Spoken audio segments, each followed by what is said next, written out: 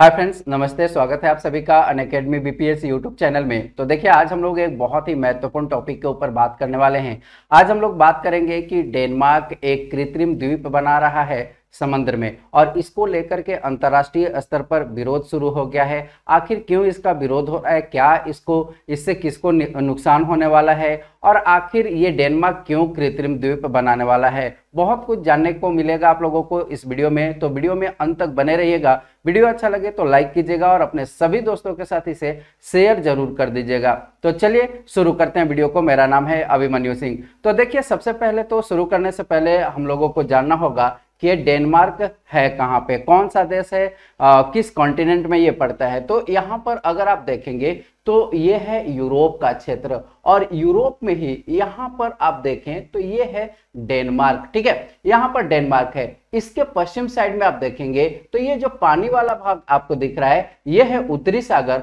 और इसके पूरब साइड में देखेंगे तो ये ब्लू कलर का जो पानी वाला भाग दिख रहा है ये है बाल्टिक सागर। यहाँ पे डेनमार्क की अगर बात करें तो इसकी सीमा किसके किसके साथ लगती है, सबसे पहले ये जानिए। तो यहाँ उत्तर में अगर देखेंगे तो ये है नॉर्वे, उत्तर पूर्व में अगर देखेंगे तो ये स्वीडन है। तो ये स्वीडन और नॉर्वे के साथ इसकी सीमा नहीं लगती है। दक्षिण में अगर आप आएंगे तो दक्षिण में डेनमार्क के साथ ये यहाँ पर जर्मनी है, तो इसकी सीमा स्थलीय सीमा लगती है। तो एक देश सिर्फ जर्मनी के साथ इसकी स्थलीय सीमा लगती है, बाकी इधर बाल्टिक सागर और उत्तरी सागर हैं जो स्वीडन से डेनमार्क को अलग करते हैं। यह है स्वीडन का भाग, और इस स्वीडन को उत्तरी सागर और बाल्टिक सागर डेनमार्क से यहां से ऐसे अलग करते हैं। इसकी राजधानी की बात की जाए तो कोपेनहेगन इसकी राजधानी है, और इस यहाँ की जो आबादी है वो लगभग 5.6 मिलियन की आबादी है। लगभग अगर बात की जाए तो 56 लाख 60 लाख के आसपास की आबादी यहाँ पर है। एरिया की बात करें कि कितने क्षेत्रफल में ये फैला हुआ है डेनमार्क, तो ये लगभग 43,098 स्क्वायर किलोमीटर में फैला हुआ है। तो कहें तो एक तरह से छोटा देश है, ज्यादा बड़ा देश ये नहीं है। तो आखिर क्यों जो है ये द्वीप का निर्माण कर रहा है, कृत्रिम द्वीप बना रहा है। अब एक चीज आपको सबसे पहले बता दूं कि द्वीप किसको बोलते हैं। द्वीप भी दो तरह के होते हैं, जैसा कि हम लोग ये देख रहे हैं कि ये कृत्रिम द्वीप बनाया जा रहा है और एक प्राकृतिक द्वीप होता है। तो सबसे पहले हम लोग समझेंगे कि ये द्वीप क्या होता है। देखिए, द्वीप उसको बोलते हैं जो ऐसा स्थलखंड जो चारों ओर से जल से घिरा हुआ हो, उसको हम लोग द्वीप बोलते हैं। तो इस द्वीप का निर्माण फिर कैसे होता है, अगर हम लोग प्राकृतिक रूप से देखें तो इस द्वीप का निर्माण कैसे होता है। तो सबसे पहले हम लोग समझते हैं ज्वालामुखी प्रक्रिया को, कि ज्वालामुखी प्रक्रिया आखिर होती क्या है। तो हमें पता है कि हमारे पृथ्वी के अंदर तप्त मैग्मा है। मैग्मा पिघला हुआ पदार्थ है जिसको हम लोग बोलते हैं मैग्मा, और ये मैग्मा हमेशा बाहर आने का प्रयास करता है, पृथ्वी के ऊपर धरातल पर आने का प्रयास करता है। इस इमेज में आप देख सकते हैं ये जो कलर से बनाया हुआ है यही है मैग्मा। ठीक है, ये जो आप देख रहे हैं ये पिघला हुआ मैग्मा है, और ये हमेशा पृथ्वी के ऊपर धरातल पर आने का प्रयास करता है। तो अलग अलग जो पृथ्वी के स्तर हैं, जो चट्टाने हैं, उनको तोड़ते हुए ये मैग्मा बाहर आ जाता है। जब ये सफलता पा लेता है बाहर आने में, इसके पीछे भी बहुत सारे कॉन्सेप्ट है कैसे ये बाहर आता है। और कभी कभी क्या होता है कि पृथ्वी के अंदर ही कुछ अंदर आ करके और ये ठंड हो जाता है, आगे नहीं आ पाता, क्योंकि चट्टानों का घनत्व वहां पर ज्यादा हो जाता है। जिसका घनत्व कम होता है उन चट्टानों को तोड़ करके और ये मैग्मा ऊपर आ जाता है, और ऊपर आकर के और ऐसे फैल जाता है, और धीरे धीरे धीरे धीरे फिर ठंड होकर के पर्वत पहाड़ ये सब का ये निर्माण कर लेता है। ठीक है, तो क्या एक क्वेश्चन आता है कि हम लोग तो देखते हैं स्थलखंड पे हम लोग रहते हैं, तो हम लोग देखते हैं कि अच्छा वहां पे ज्वालामुखी विस्फोट हो गया, और फिर बाद में कई सालों में धीरे धीरे ठंड हो करके वो पर्वत पठार ये सब बन जाता है। तो क्या सिर्फ स्थलखंड पर ही ये ये ज्वालामुखी आते हैं या भूकंप आते हैं? नहीं, ऐसा नहीं है। समुद्र जो है, हमारा जो समुद्र है, और ऐसा कहा जाता है, कहा क्या जाता है ही 70% से भी ज्यादा क्षेत्रफल पर पानी है। तो क्या समुद्र तल पे, समुद्र में क्या ज्वालामुखी विस्फोट नहीं होता है? बिल्कुल होता है।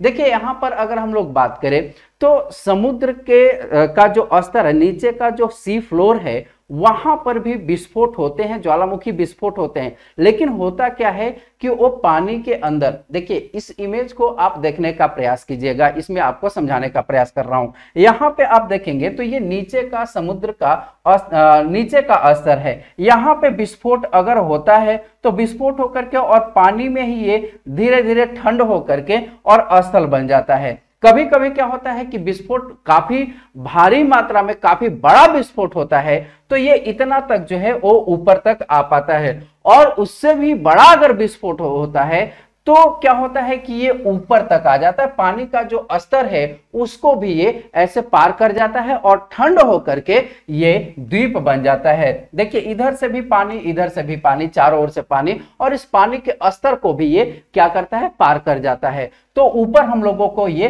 स्थल दिखने लगता है, तो हम लोग बोल देते हैं कि ये द्वीप है। तो ऐसे जो है वो समुद्र में द्वीप का निर्माण होता है। साथ ही साथ ये थोड़ा सा ब्रीफ में मैं आप लोगों को बता रहा हूं, जब ज्योग्राफी पढ़ाऊंगा तो उसमें पूरे डिटेल्स में आप लोगों को बताऊंगा। साथ ही एक चीज और हम लोगों को पता है कि कोरल रीफ, जिसको हम लोग प्रवाल भित्ति बोलते हैं, प्रवाल एक प्रकार के समुद्र में जीव होते हैं, उनका शरीर कैल्शियम का बना हुआ होता है। ये जो इमेज आप देख रहे हैं ये प्रवाल जीव हैं, ठीक है, ये प्रवाल जीव। जब ये मरते हैं तो मरने के बाद और जो प्रवाल होते हैं इन्हीं पे आकर के और चिपक जाते हैं, और बहुत सारे प्रवालों के इकट्ठा होने से धीरे धीरे ये लाखों वर्ष लग जाते हैं, हजारों वर्ष लग जाते हैं, और ये धीरे धीरे जमा होते जाते हैं और चट्टान का रूप ले लेते हैं। क्योंकि हमें पता है कि इनका जो बॉडी है, शरीर है, वो कैल्शियम का बना हुआ होता है, तो कितने मजबूत होंगे। तो धीरे धीरे जमा होते होते होते ये स्थल का रूप ले लेते हैं, और वही स्थल पानी में द्वीप बन जाता है। तो ऐसे कई कॉन्सेप्ट हैं, कई प्रकार से द्वीपों का नेचुरली, प्राकृतिक रूप से द्वीपों का निर्माण होता है। लेकिन यहां पर बनाया जा रहा है कृत्रिम द्वीप। अब क्यों बनाया जा रहा है और क्यों जो है इसका विरोध हो रहा है, अब हम लोग समझते हैं। अब ऐसा कहा जा रहा है कि अगर ये कृत्रिम द्वीप बनेगा, ठीक है, कृत्रिम द्वीप बनेगा, तो इससे पर्यावरण को काफी नुकसान हो सकता है।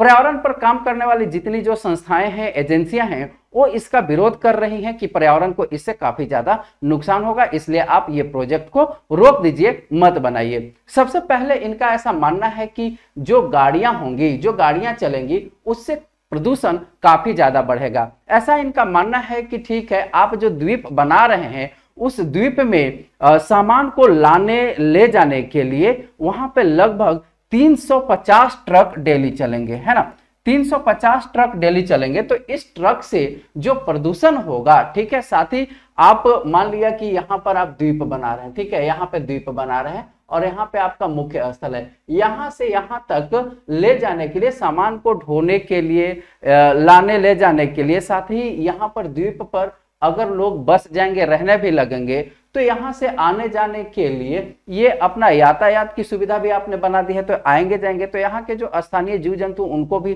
थोड़ा सा शोर, ये सबसे मतलब कि उनको भी नुकसान होगा, ये दूसरे जगह पलायन कर जाएंगे जीव जंतु, या मर भी सकते हैं। साथ ही यहाँ पे प्रदूषण जो है वो सबसे ज्यादा बढ़ जाएगा, ठीक है। लेकिन यहाँ के जो एक्सपर्ट हैं उन्होंने ऐसा कहा है कि ठीक है, हम क्या करेंगे कि आपको ट्रक से अगर प्रॉब्लम है कि ट्रक अगर सामान लेकर के जाएगा तो इससे प्रदूषण होगा, तो हम क्या करेंगे कि इलेक्ट्रिक ट्रक बना देंगे, ठीक है, इलेक्ट्रिक ट्रक बना देंगे, जिससे प्रदूषण भी नहीं होगा और आवाज भी नहीं होगी। इसका भी सॉल्यूशन निकाला जा रहा है।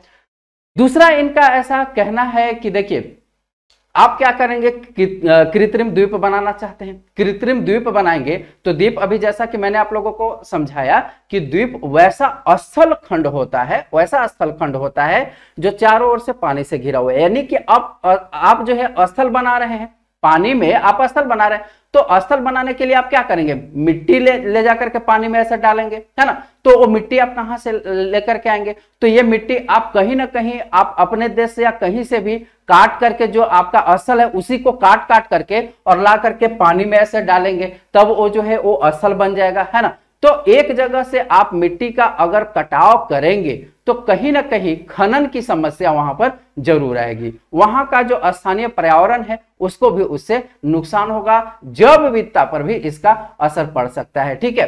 तो ये एक और प्रॉब्लम यहाँ पे इन्होंने कहा है कि ठीक है, आप अगर यहाँ पे ये जो समुद्र है यहाँ पर द्वीप बना रहे हैं, यहाँ से ये मिट्टी ला करके और यहाँ पर डालते डालते डालते डालते आप जो है स्थल बना देंगे, यहाँ पर बहुत सारे जीव जंतु, वनस्पतियां समुद्र के अंदर रह रही हैं, है ना, तो सीधा सीधा इस जैव विविधता पर इसका असर पड़ सकता है। यहाँ के जीव जंतु वनस्पति नष्ट हो सकते हैं, ठीक है, तो ये नुकसान हो सकता है इसका। लेकिन इन सब को खारिज करते हुए इन्होंने कहा है कि हम इन सबको ध्यान रखते हुए हम ये द्वीप का निर्माण करेंगे, ठीक है। अब बात आती है कि क्या सिर्फ डेनमार्क ही ऐसा कर रहा है, ठीक है, क्या डेनमार्क ही सिर्फ कृत्रिम द्वीप बना रहा है या और भी कोई ऐसे देश है? नहीं, ऐसा नहीं है कि सिर्फ डेनमार्क ही कृत्रिम द्वीप बना रहा है, बहुत सारे ऐसे देश हैं जो कृत्रिम द्वीप बना रहे हैं। जैसे अगर हम लोग बात करें तो चाइना इन सब में कहां पीछे रहने वाला है? चाइना की अगर बात करें तो ये दक्षिण चीन सागर है, ये जो क्षेत्र आप देख रहे हैं ये दक्षिण चीन सागर है, इसमें कई सारे कृत्रिम द्वीप ये बना रहा है साउथ चाइना सी में, ठीक है। आखिर ये क्यों बना रहा है? चलिए, डेनमार्क को तो उनको तो प्रॉब्लम है कि वहां पर उनकी राजधानी डूबने वाली है कई साल बाद। अगर ध्रुवों पर बर्फ जो है वो पिघलेगा ग्लोबल वार्मिंग के कारण, तो उनका राजधानी डूब सकता है, इसलिए वो एक ऑप्शन के तरह वो बना रहे हैं कि हमारी जो आबादी है वहां पर निवास करेगी उनको बचाने के लिए। तो ये चीन को क्या खतरा है कि चीन ऐसा कर रहा है? चीन जो है, चीन इससे अगर हम लोग बात करें तो कोई समस्या के कारण नहीं, बल्कि ये व्यापारिक और सैन्य लाभ के लिए यहां पर कृत्रिम द्वीप तैयार कर रहा है, अपने सैनिकों के लिए और व्यापार करने के लिए ये ऐसा कर रहा है। इसका तो सोच ही कुछ उल्टा पुल्टा अलग रहता है ना। इन द्वीपों को बनाने के लिए उसने बहुत ही आसान तरीका खोजा है। जैसा कि हमने डेनमार्क में आपको बताया कि वो क्या कर रहे हैं कि दूसरे जगह से मिट्टी ला करके और मिट्टी को डाल रहे हैं और फिर वहां पर द्वीप बना रहे हैं। तो बहुत सारी मिट्टियां जो है उनके अपने स्थल खंड से उनको लाना पड़ रहा है। लेकिन चाइना जो है वो बहुत चालाक निकला। चाइना कैसे बना रहा है द्वीप, थोड़ा सा आपको बताता हूं। देखिए, इस इमेज से आप समझने का प्रयास कीजिएगा। देखिए, ये जो आप ब्लू कलर का देख रहे हैं ये है पानी वाला भाग, ठीक है, ये जल है, ये समुद्र है, और ये समुद्र का तली है, ये तल है, इसका नीचे वाला भाग है, ठीक है। अब चाइना क्या कर रहा है कि उसने एक ऐसी आधुनिक मशीन तकनीक बना ली है कि ये नीचे का जो मिट्टी है, इसके स्तर वाला जो मिट्टी है, यहीं से मिट्टी का खुदाई करेगा, ठीक है। यहीं से वो मशीन जो है वो मिट्टी ऐसे उठा लेगा, समुद्र का ही मिट्टी, अंदर का जो मिट्टी है उसी मिट्टी को ये उठाएगा और उठा करके ये जो प्रवाल भित्ति है ना, ये जो प्रवाल भित्ति है, इसी प्रवाल पर जो स्थल है, छोटे छोटे प्रवाल स्थल हैं और पानी में है, उसी पर ये क्या कर रहा है कि इस मिट्टी को ला करके और ऊपर से ऐसे रख दे रहा है, ठीक है। मिट्टी को ला करके ऊपर ऐसे ला करके और रख दे रहा है और फिर इसको ऐसे बड़ा बना करके और स्थल बना दे रहा है, स्थल में परिवर्तित कर दे रहा है, ठीक है। तो ये द्वीप का निर्माण ऐसे कर दे रहा है। तो चाइना जो है इस टाइप का, और इसके बाद जो है इसके चारों ओर सीमेंट से इसको बहुत ही मजबूत बना दे रहा है। तो ऐसे चाइना जो है वो द्वीप का, कृत्रिम द्वीप का निर्माण कर रहा है, ठीक है। इसके अलावा अगर हम लोग बात करें तो यहाँ पे अगर मेडिटेरियन सी में आप देखेंगे तो फ्रांस के पास भूमध्य सागर के तट पर यहाँ पर एक देश है, यहाँ पे देखिए ये है फ्रांस, और इसके बिल्कुल दक्षिण में यहाँ पर देखेंगे, दक्षिण पूर्व साइड में, और इटली के पश्चिम में यहाँ पर आप देखेंगे तो यहाँ पर एक देश है, इस देश का नाम है मोनैको, ठीक है। इस देश का नाम है मोनैको, ओके, इस देश का नाम मोनैको है। तो मोनैको भी कृत्रिम द्वीप बना रहा है, लेकिन ये आर्थिक फायदे के लिए नहीं बना रहा है, बल्कि यहाँ पे इनको ऐसा लगता है कि हमारे पास, हमारी जो आबादी है वो बढ़ रही है और हमारे पास जमीन बहुत कम है। ये अगर बात करें ना तो ये जो देश है वो मात्र और मात्र 2 स्क्वायर किलोमीटर में फैला हुआ है, 2.02 स्क्वायर किलोमीटर में ये देश फैला हुआ है। तो इनको लगता है कि हमारी आबादी बढ़ रही है और क्षेत्र बहुत कम है, तो इसलिए ये कृत्रिम द्वीप बना रहे हैं। तो ये ऑप्शन है इनके पास, ये बना सकते हैं, इनको समस्या आ रही है इसलिए बना सकते हैं, ठीक है। बाकी ये व्यापार के लिए और अपने सैनिक के लिए ये द्वीप जो बना रहा है वो चाइना बना रहा है, तो इसकी तो अलग ही मंशा ही होती है ना। हाँ, तो और भी कई ऐसे देश हैं जो बना रहे हैं, कृत्रिम द्वीप बना रहे हैं। तो इसमें आपकी क्या राय है, आप लोग कमेंट में जरूर बताइएगा कि कृत्रिम द्वीप से क्या नुकसान हो सकता है और क्या फायदा है। इसके ऊपर आपकी जो भी राय होगी वो कमेंट में आप मुझे जरूर बताइए, और क्या भारत को भी कृत्रिम द्वीप बनाना चाहिए ये भी आप अपने हिसाब से बता सकते हैं कमेंट में। तो मिलते हैं फिर अगले वीडियो में। Thank you so much.